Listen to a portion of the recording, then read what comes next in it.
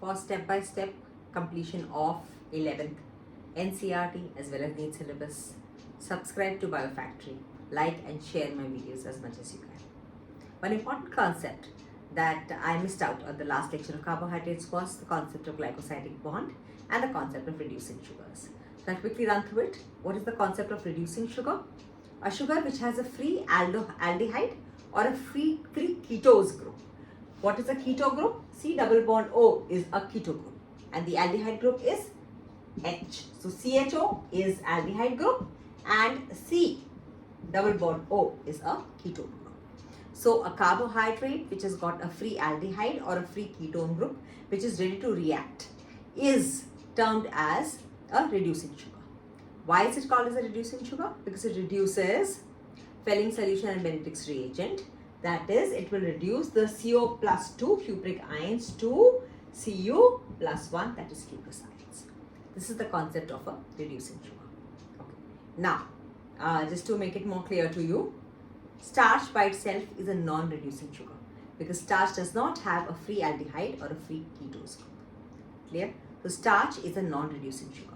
Similarly, maltose is a reducing sugar. So starch is a non-reducing sugar, but the disaccharide maltose is a reducing sugar. Okay. Now let's move on to the next concept, which is the formation of a glycosidic bond or a glycosidic linkage. A glycosidic bond, as the name suggests, is a bond which connects two molecules of a monosaccharide to each other, or alternate monosaccharides that connects to each other where it forms a big chain of polysaccharide. For example, let's take the example of starch. Again, starch is a polymer of glucose and fructose alternating with each other.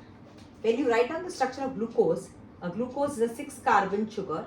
Fructose is also a 6-carbon sugar, but glucose has got a CH2OH group here, and here it has got a it has got HOH.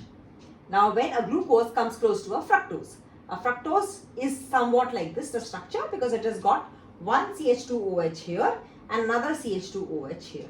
So, when a glucose and a fructose come close to each other, hydrolysis takes place between the H and the OH. One H from here and OH from here is removed, hydrolysis takes place, and what is left behind is a single O. And this single O, which is present between two successive monosaccharides, is referred to as the glycosidic bond or the glycosidic link. Clear?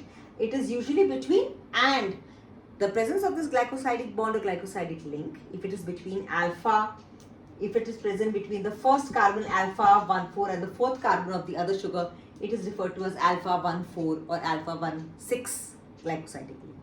So, the link, that is the single O, this is referred to as the glycosidic bond, the glycosidic link. It is present when hydrolysis between two successive monosaccharide molecules take place to form a disaccharide, a trisaccharide, or a polysaccharide, whatever. The O, which is left between the two, which happens after hydrolysis of the OH, H2O goes away, and what is left behind is O. That is referred to as a glycosidic bond. It is present between two monosaccharide molecules that are next to each other.